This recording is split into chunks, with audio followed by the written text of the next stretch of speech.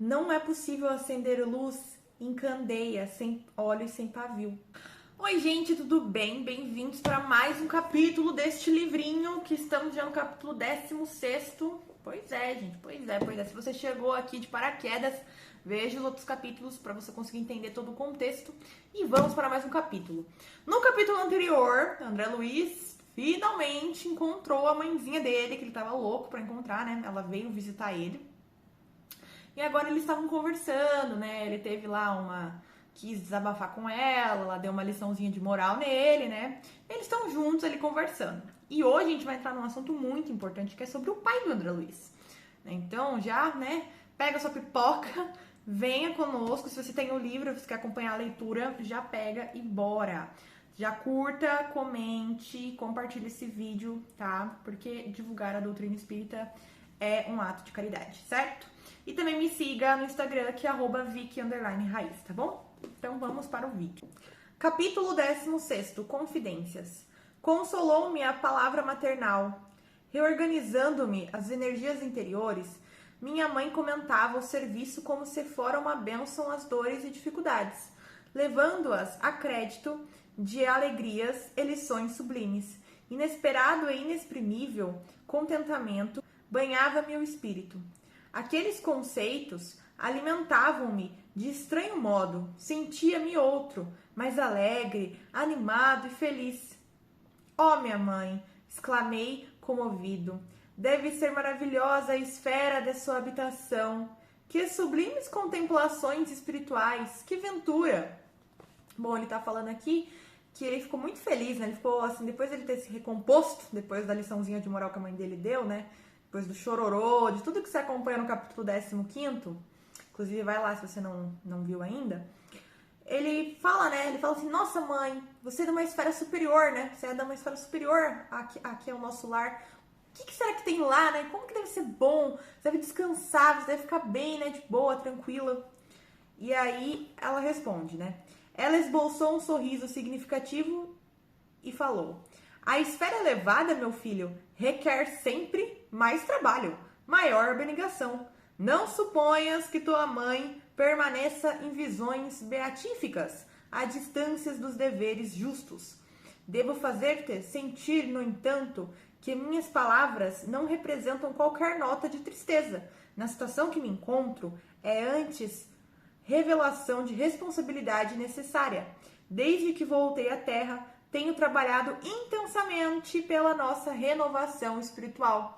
Ou seja, você aí que tem essa visão, né, de que quanto mais alta a pessoa é, né, no cargo que ela tem aqui na Terra, mais alto ela tem o cargo, menos ela trabalha, lá no plano espiritual é o contrário, né? Quanto mais alto o cargo da pessoa, mais a pessoa vai trabalhar. Quanto mais a esfera for alta, né?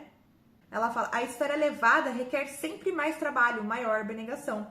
E ela fala aqui que desde que ela desencarnou, ela está trabalhando intensamente pela renovação espiritual dela e da família dela. Olha só que interessante, né, gente?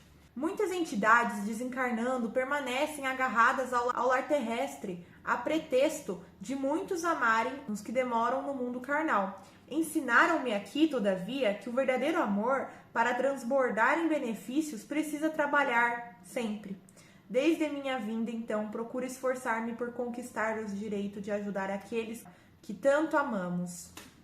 Então ela tá falando que tem muitos espíritos que desencarnam e ficam apegados às questões das crostas terrestres, nem não trabalham e ficam lá meio que estagnados, sem fazer nada, sem evoluir, sem ir pra frente, nem regredir, fica lá, né? E ela fala que desde que ela foi pra lá, ela percebeu que ela tinha que trabalhar para evoluir, para crescer, ela tinha que trabalhar. Então ela se dedica para ajudar aqueles que ela ama, né? E aí o André Luiz pergunta, e meu pai? Onde está? Por que não veio com a senhora? Minha mãe estampou uma singular expressão no rosto e respondeu, ah, teu pai, há 12 anos que está numa zona de trevas compactas no umbral. Na terra, sempre nos parecera fiel às tradições da família, arraigado ao cavalheirismo do alto comércio, a cujos quadros pertenceu até o fim da existência, e ao fervor do culto externo em matéria religiosa, mas no fundo era fraco e mantinha ligações clandestinas, fora do nosso lar. Gente, para tudo. O pai do André Luiz está há 12 anos. O André Luiz ficou 8 anos. O pai dele está há 12 anos no umbral. Lembrando que o umbral é algo que criamos com a mente, né? Através das nossas ligações, do que a gente fez, etc. Então, ele tá falando o quê? Nas zonas de trevas compactas no umbral. Por quê? Porque ela falava aqui que ele aparentava, né, ser um cavalheiro, uma pessoa do bem, né, no comércio alto ali, né, ia na igreja, aqui ele fala, ó, matéria religiosa, né, mas mantinha ligações clandestinas fora do nosso lar. Não nosso lar colônia, nosso lar da casa que eles moravam ali, né. 2 delas estavam mentalmente ligadas à vasta rede de entidades maléficas, ou seja, 2 mulheres que o pai do André Luiz se relacionava ali escondido, né, ou seja, cometendo adultério, tinha várias ligações com os obsessores. Olha só, gente, olha só, se você acha que fazer as coisas escondido Deus não tá vendo, pelo contrário, meus amigos, pelo contrário, Deus vê tudo, a espiritualidade vê tudo, por isso que é importante que a gente tenha um bom caráter. Por quê? Porque levamos daqui o nosso braço de caráter. Então, se fomos pessoas que cometeram adultério, fizemos coisas ruins, vamos pagar, vamos arcar com essas consequências. Igual o pai do André, que tá há 12 anos apenas lá. E aí, olha só. E tão logo desencarnou o meu pobre Laerte, a passagem no umbral lhe foi muito amarga.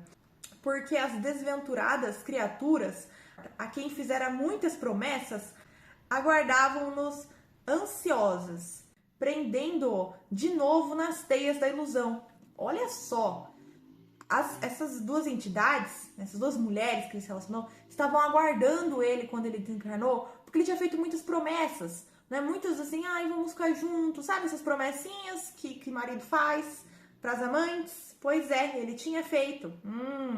E aí, o que aconteceu? Ele foi amarrado pela teia da ilusão. Olha só, gente. A princípio, ele quis reagir, esforçando-se por encontrar-me, mas não pôde compreender que após a morte do corpo físico, a alma se encontra tal qual vive espiritual, nem a assistência desveladas de outros amigos nossos. Ou seja, quando o Laerte, né, que é o pai do André Luiz, desencarnou, de primeiro momento ele procurou a mãe do André Luiz, né? Procurou, tentou pensar. Mas ele não soube que quando ele desencarna, mantém o braço de caráter dele. Então, se ele já fazia isso, nessas coisas ruins, encarnado, desencarnado, ele caiu nessa ilusão mais ainda, mesmo com outros amigos ali dele, já desencarnados, tentando auxiliar, tentando ajudar. E aí ele está preso nessa teia de ilusão. Gente, prestem atenção nisso. Porque isso ocorre sempre. Quantas vezes vocês já não viram aí no YouTube, no Instagram, que as pessoas traem outros, etc, sabe? Isso é uma coisa, infelizmente, né, muito comum para os humanos. E olha só o que acontece, né? Olha só. E não só isso, mas ter vícios também. O André Luiz cometeu atos de vícios, ficou 8 anos. O pai dele tá há 12. Imagina ficar 12 anos no umbral, gente. Pelo amor de Deus, né? Vamos refletir e se você comete algum desses atos ruins, seja ele quais forem, pare imediatamente, analise suas ações, o que você faz aqui você vai levar, certo? Tendo gasto muitos anos a fingir, viciar a visão espiritual, restringir o padrão vibratório e o resultado foi achar-se tão só na companhia das relações que cultivava infletidamente pela mente e pelo coração. Olha isso, como ele fingia muito, né? Lá na família dele, ele era perfeito, ele não cometia adultério, ele era uma pessoa de bem, casado, com um filho, médico e tudo mais. Ele viciou a visão espiritual dele, ou seja, ele não consegue enxergar além disso. Gente, isso é muito pesado, olha isso. E aí ele viciou a visão espiritual, restringiu ele mesmo, mediante as ações dele, restringiu o padrão vibratório dele. E o resultado foi achar-se tão só na companhia das relações, ou seja, ficou na companhia ali das 2 mulheres, que ele cometia adultério, que ele fazia um monte de coisa lá com as mulheres, né? Longe da esposa, e só ficou com elas. Ele teve essa conexão pela mente e pelo coração. Os princípios da família e o amor ao nosso nome ocuparam algum tempo o seu espírito, De algum modo, lutou, repelindo as tentações, mas caiu afinal, novamente enredado na sombra por falta de perseverança no bom e reto pensamento. Então, ele tentou, sim, algum tempo, né, repelir essas tentações, tentar, né, passar por cima disso, mas no final ele caiu na sombra e por falta de perseverança no bom e reto pensamento. Ele não foi persistente, ele não desistiu, sabe? Pensou e depois desistiu. Impressionado, perguntei: não há, porém, meios de subtraí-lo às tais objeções? Ah, meu filho, elucidou a palavra materna, eu o visito frequentemente. Ele, porém, não me percebe. Seu potencial vibratório ainda é muito baixo.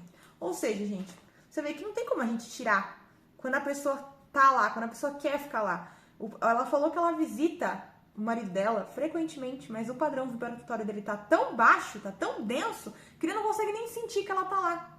Tento atraí-lo ao bom caminho pela inspiração, mas apenas consigo arrancar-lhe algumas lágrimas de arrependimento. De quando em quando, sem obter resoluções sérias. As infelizes das quais se tornou prisioneiro segregam-no às minhas sugestões. Venho trabalhando intensamente anos a fio. Solicitei o amparo de amigos em 5 núcleos diversos de atividade espiritual mais elevada, inclusive aqui em nosso lar. Certa vez, Clarencio quase conseguiu atraí-lo ao Ministério da Regeneração, mas debalde não é possível acender a luz em candeia sem óleo e sem pavio. Precisamos de adesão mental de Laerte para conseguir levantá-lo e abrir-lhe a visão espiritual.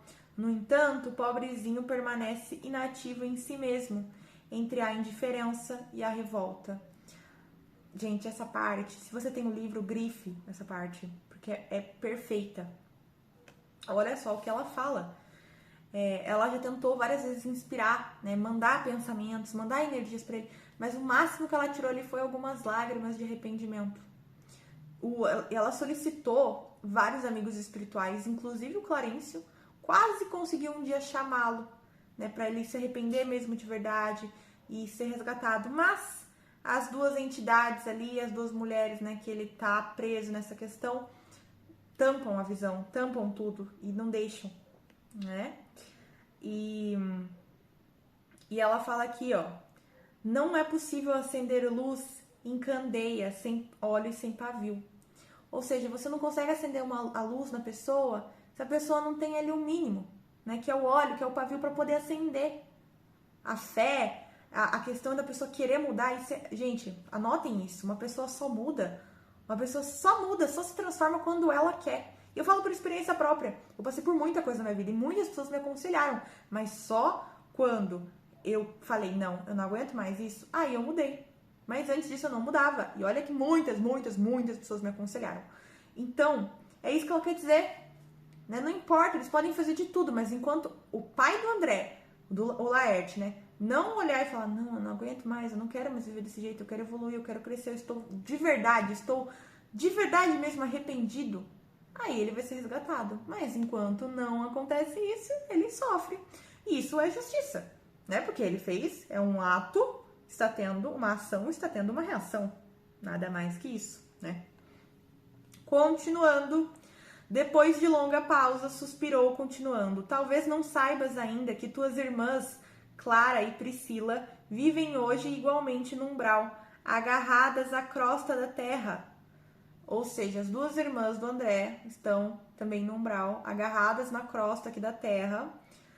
E ela fala aqui, ó: sou compelida a atender às necessidades de todos. Meu único auxílio direto repousava-se na cooperação afetuosa de tua irmã Luísa, aquela que partiu quando era pequenininho.